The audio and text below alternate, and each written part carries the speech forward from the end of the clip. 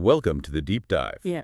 We're the show that really tries to uncover those core insights you need for real-world situations. That's right. And today, we're tackling something super practical, maybe a bit intimidating sometimes.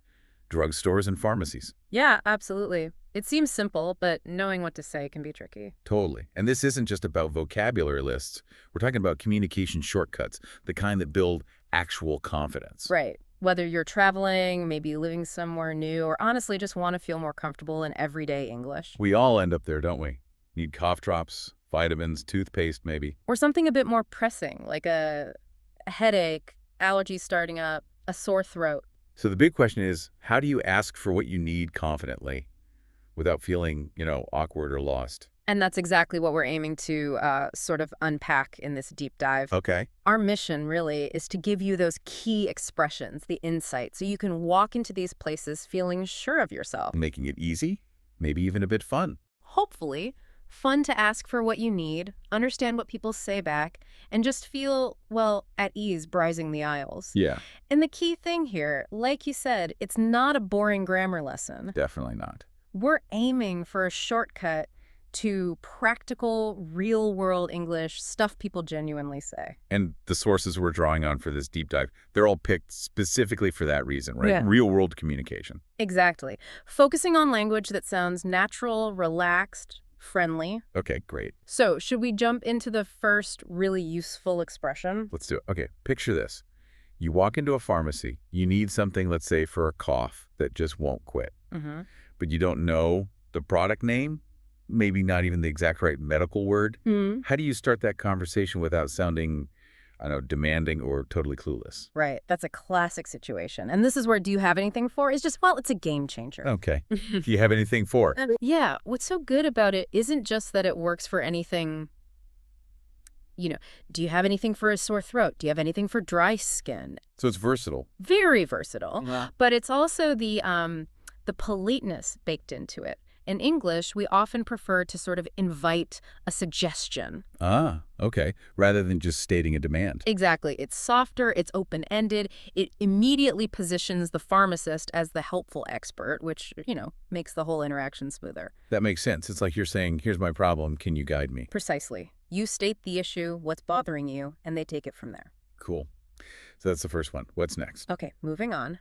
Our second key phrase is over-the-counter. You'll often hear it shortened to OTC. OTC. Right. That sounds like a really important difference to get your head around. What does over-the-counter actually mean in a pharmacy context? It's a critical distinction. Over-the-counter means it's medicine you can buy without needing a prescription from a doctor. Ah, okay. No doctor's note needed. Exactly. Think about things like aspirin, ibuprofen, a lot of allergy pills, cold remedies, that sort of thing. Stuff you can just pick up yourself. Right. You just walk in, find it on the shelf, or ask for it, and buy it. So you might ask the pharmacist, is this over the counter? Or maybe, can I get something over the counter for allergies? Perfect. Yeah. And that's the opposite of prescription medicine, where you absolutely need that doctor's order. Got it. OTC, no prescription needed. Mm. Okay, phrase number 3. This sounds super common, probably useful everywhere. I'm just browsing. Oh, yeah. This one's wonderfully simple, but so effective you'll hear it and use it all the time. What does it signal? Exactly. It just means you're looking around, checking out the products, but you're not quite ready to buy anything specific right now. Or maybe you don't need help yet. Right. So if a staff member comes up, asks, can I help you find something? Which they often do. Mm-hmm. You can just politely say, thanks, I'm just browsing. It's a really good way to not feel rushed or pressured. I definitely remember times before I knew that phrase, just sort of awkwardly trying to avoid eye contact. Yeah, we've all been there. It's such a small phrase, but it saves a lot of that potential awkwardness. It clearly says, I'm okay, just looking, and that gives you confidence. Definitely. Okay, so we have those 3. Do you have anything for over-the-counter or OTC and I'm just browsing? How about we see how they fit together, like in a mini conversation? Good idea. Let's walk through a quick example. Imagine you walk up to the pharmacy counter. Okay.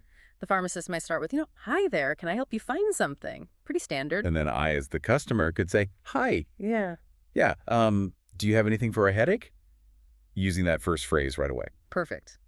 Clear, polite, gets straight to the point. Yeah. So the pharmacist might then ask, sure, are you looking for something over the counter? Just clarifying. Right, checking if I need a prescription or not. And I could reply, yes, just something mild. It's not too bad, sort of giving a bit more context.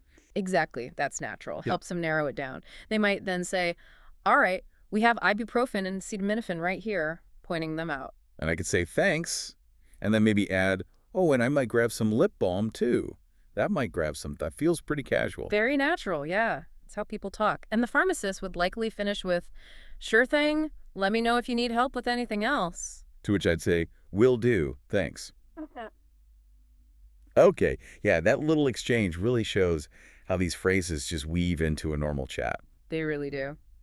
And speaking of sounding natural, let's talk about leveling up a bit, moving from just functional English to sounding, more confident and fluent in these spots. Yeah, good point. So instead of something really basic like, I need medicine, which sounds a bit blunt. A bit demanding, maybe? Possibly, yeah. Well, You can use that first phrase we practiced, do you have anything for a sore throat?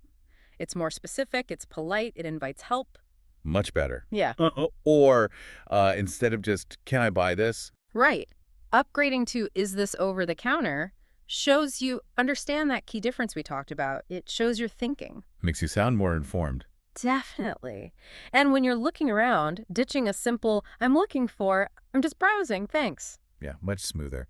These little shifts, they seem small, but they really help you sound more relaxed, more fluent, honestly, more like a native speaker navigating the situation. Okay, so that covers asking for the OTC stuff, the things on the shelves. Mhm. But what about prescriptions? Lots of pharmacy visits involve those. Absolutely. That's a huge part of it.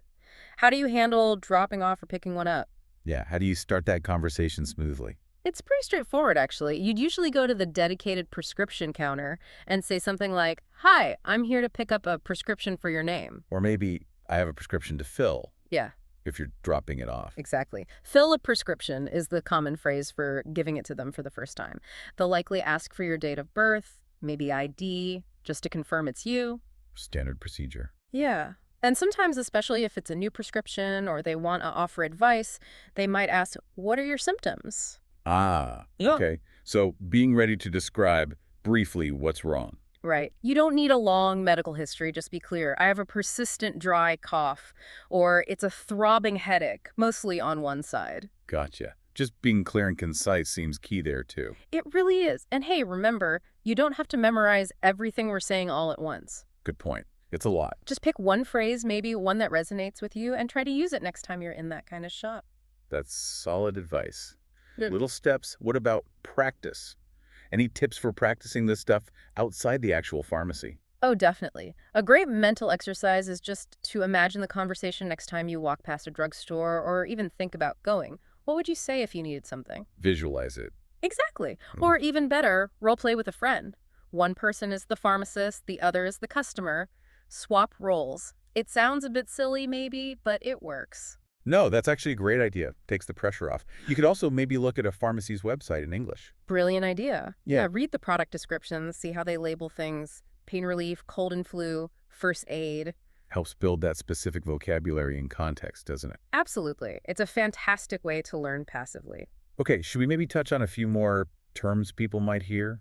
Or specific questions just to round things out a bit more? Sure. Yeah, sometimes you might hear slightly more technical terms, even for OTC stuff, like analgesics, Which just means? pain relievers, like ibuprofen or acetaminophen, or you might hear antihistamines. For allergies. Exactly. Knowing those general categories can sometimes help understand what they're suggesting. And we mentioned symptoms. That's just what you're feeling. What's wrong? Okay. Anything else? Well, you might hear, can I see some ID? Especially for certain cold medicines these days or stronger allergy pills. It's pretty common. Good to know. And what about instructions when you actually get the medicine? Ah, yes. Dosage instructions. You'll often hear things like, take one tablet every 4 to 6 hours. Very standard phrasing. Or for creams and stuff you put on your skin? Good one. For those topical products, you'll likely hear, apply a small amount to the affected area. Right. Affected area, meaning where the problem is. Precisely.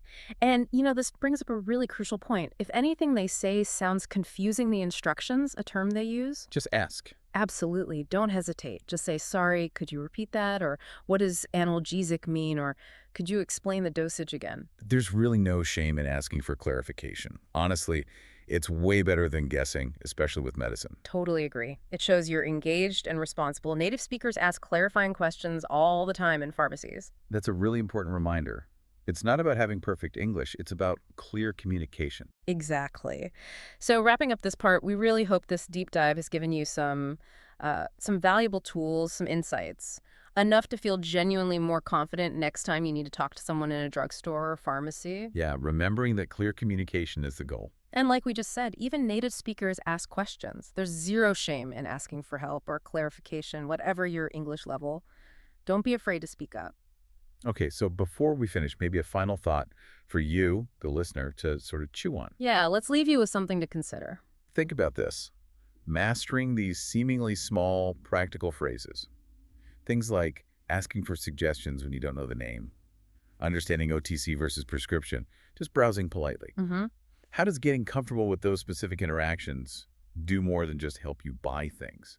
How does it impact your overall fluency, your confidence in English generally? Yeah, think about that connection, how learning to, connect the ideas, sound more relaxed, more fluent, more like a native speaker in this specific context, the drugstore.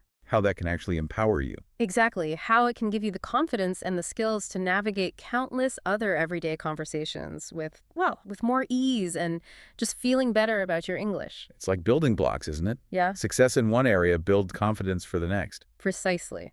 So keep exploring these situations, keep practicing those phrases, and keep connecting those ideas in your English journey.